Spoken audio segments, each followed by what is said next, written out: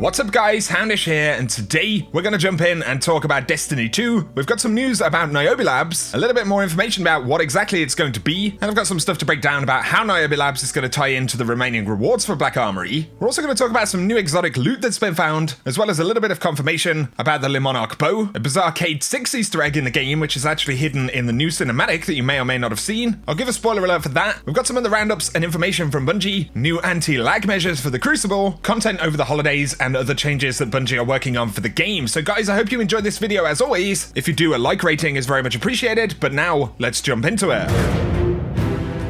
So starting out, we're going to talk about Niobe Labs and the hidden fourth forge coming to Destiny 2 in early January. Bungie have actually given us a little bit of further clarification about what we can expect here.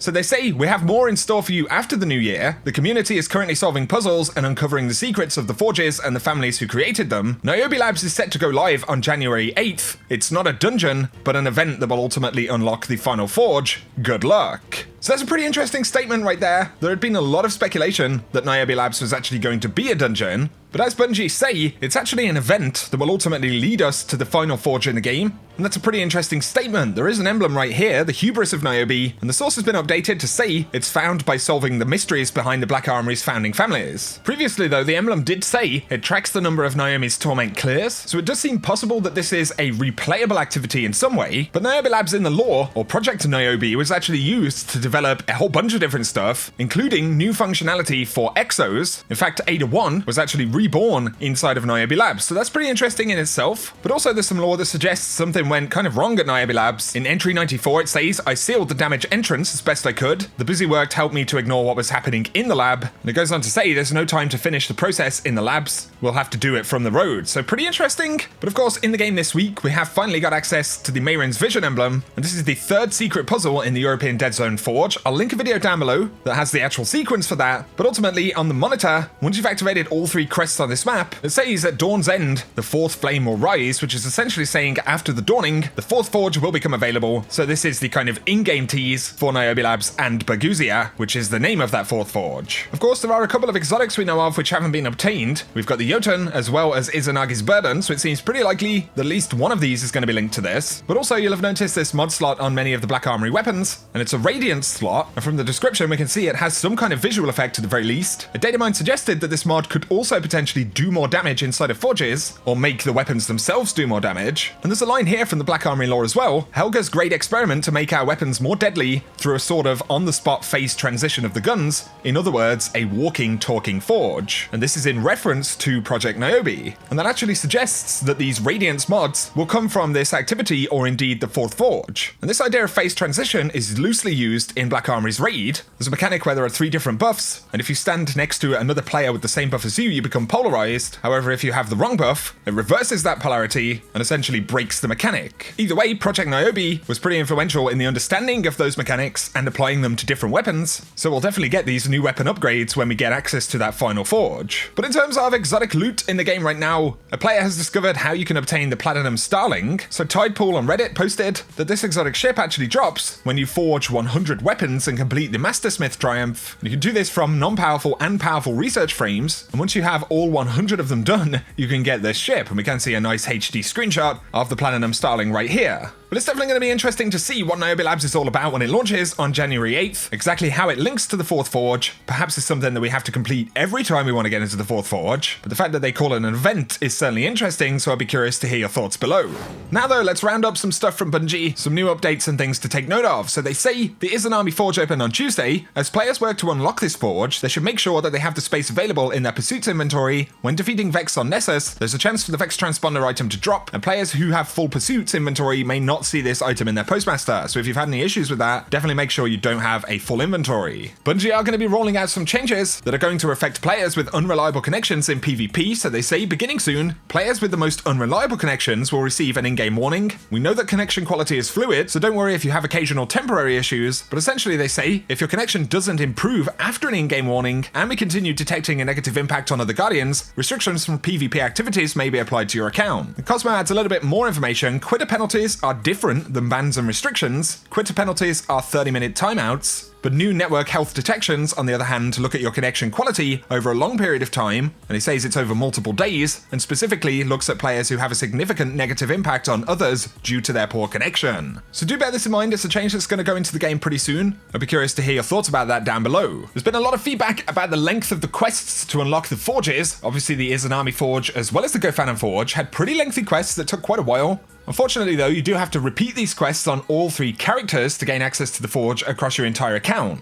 And Cosmo has said they've seen a lot of feedback from players asking to make the Forge unlock account-wide, and they'll let the team know that it is a highly requested change. And I think definitely it would be a positive change to bring into the game. For example, right now, a lot of people are talking about the Monarque exotic bow, and it 100% seems to have the highest chance to drop when you're completing powerful weapon frames. So right now, if you've unlocked Izanami on one character, but you could do it on your other 2, that is going to be your best chance to get this exotic bow dropped, which we're going to talk about now for just a second. So Bungie have confirmed that the drops for the Monarque are working as intended. There are no issues being investigated, so essentially Bungie have confirmed that Monarque is supposed to be dropping the way that it's dropping right now. However, when you look across Reddit, various posts and different surveys, it's safe to say that a significant amount of people have gotten Monarque drop while they complete powerful weapon frames. There have been a few reports of folks getting it while they complete non-powerful frames, but overall, very few reports of folks getting it while they're not completing a frame whatsoever. There have been just a few reports of that happening, but with very little evidence of it happening. And interestingly enough, when you inspect Monarque, it does say that it's a reward from an exotic quest or challenge, and maybe that links to the frame itself. Frames are classified as quests, and so if folks are getting these dropped a lot while they have a frame quest active, then that potentially makes a little bit of sense. So right now, from what we know, the best way to get Monarque is to complete powerful weapon frames, and so that means if you've unlocked the Izanami Forge on one character, it's probably worth unlocking on your second and third character if you have the time. You can get the exotic bow drops in any of the forges, but just to give you the best possible information right now, there is an overwhelming number of people getting these drops with powerful ones. So if you have any old frames from last week, definitely try and clear them up. Try and complete any powerful frames that you can on other characters, but you can also repeat frames over and over again. And there are a fair number of reports of Monarque dropping while folks are working on non-powerful frames. So the best way that you can really farm these out right now, if I grab the pulse rifle from this week, for example, once you've done it the first time, you'll only be required to get multi-kills and then collect radiant seeds. So if you grab that, I've actually been going to Mars to the North Lost sector. If you go in and make your weapon kills right there, you can get all of the double kills before you get to the final boss. And then there are even adds that you can kill in the final room to get double kills if you need to. So in one run, you can actually do all of your double kills, then get your first 10 radiant seeds from killing the boss, and then simply run through again to get the next 10. So you can complete those steps for a non-powerful frame in literally 3 or 4 minutes and then get back into the forge. And that would probably be your best bet of getting the Monarque once you've used all of your powerful frame drops, which once again seems to be the most common way for this exotic to drop. So I just wanted to give you guys that information. I personally don't have the bow. The only people I know that do have the bow were completing powerful frames, and while there are very few reports of it being dropped without a weapon frame active, I've also seen a lot of instances where there are players saying I've done 100 or 150 or more runs without a frame in the inventory, and this exotic bow has not dropped, which versus the sheer number of people who've done 2 completions or even just 1 completion and have got it because they had a powerful frame, yeah, I think it's pretty obvious which way this is going.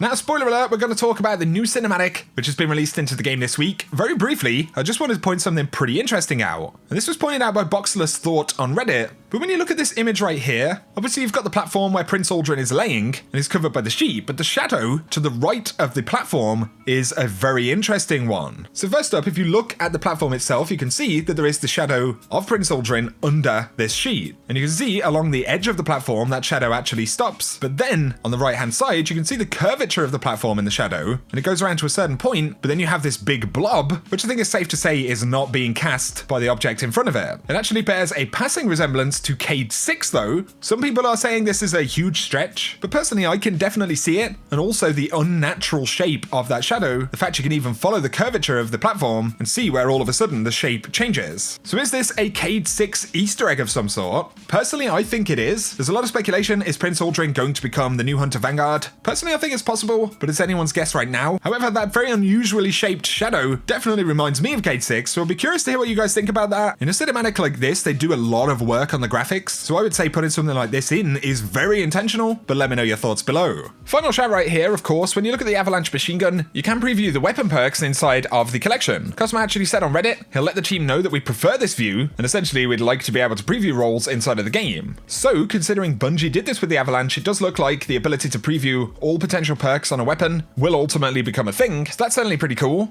In the recent This Week at Bungie update, Bungie did add to the Forsaken and Season of the Forge known issues list, so if there are any things you're having problems with, I'll link that article down below, and you can check it to see if it's covered. But one final shout, next week on December 25th, Iron Banner will go live, but Bungie have confirmed Double Valor will also be live from December 25th, and then Triple Valor will go live from the 28th up until January 1st. And of course, Iron Banner does have a lot of powerful drops, so it's definitely going to be good for catching up on powerful gear. But guys, let me know your thoughts about Niobe Labs, the fact that it's classified as an event. Certainly going to be interesting stuff, and I'm sure we're going to unlock new exotics, as well as those new upgrades and the final weapon frames for the game. Let me know your experiences with any of the exotics, that new exotic ship, or the Monarque bow, and how you actually got it dropped. The more data we get on this, the better. But if you have enjoyed the video, guys, a like is very much appreciated. If you're new to the channel, be sure to hit subscribe to see a lot more D2 content. But for now, whatever you get up to, I hope you have an awesome day.